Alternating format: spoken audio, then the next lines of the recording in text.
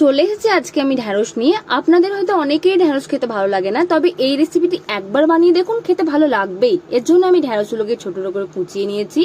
এরপর নিয়ে নিচ্ছি মশলা, পেঁয়াজ কুচি, রসুন, আদা, ধনে, জিরে, গোলমরিচ, শুকনো লঙ্কা, কাঁচা লঙ্কা। এরপর আমি এগুলোকে বেটে নেব।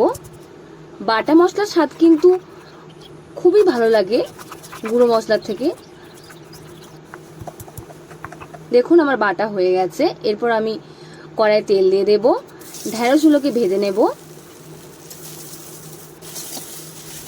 দেখুন ভাজা হয়ে গেছে। এরপর আমি কড়াই তেল দিয়ে দেব, দিয়ে কাঁচা লঙ্কা দিয়ে দিলাম, পেঁয়াজ দিয়ে দিলাম। পেঁয়াজগুলো ভাজা ভাজা হয়ে এলে আদা রসুন বাটা, ধনে বাটা, জিরে বাটা, লঙ্কা বাটা দিয়ে দিলাম, আর সঙ্গে দিয়ে দিলাম গুঁড়ো হলুদ। এরপর এগুলো নাড়ি চাড়িয়ে নেব। তেল ছেড়ে এলে আমি দিয়ে দেবো জল। এরপর দিয়ে দেবো পরিমাণ মতো লবণ। এরপর মশলাটা ফুটতে দেবো। হয়ে এলে আমি দিয়ে দেবো ঢ্যাঁড়সগুলো।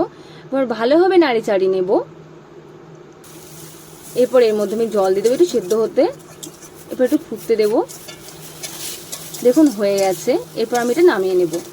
রেডি হয়ে গেছে আমার ঢ্যাঁড়সের রেসিপি, মশলাদার ঢ্যাঁড়স।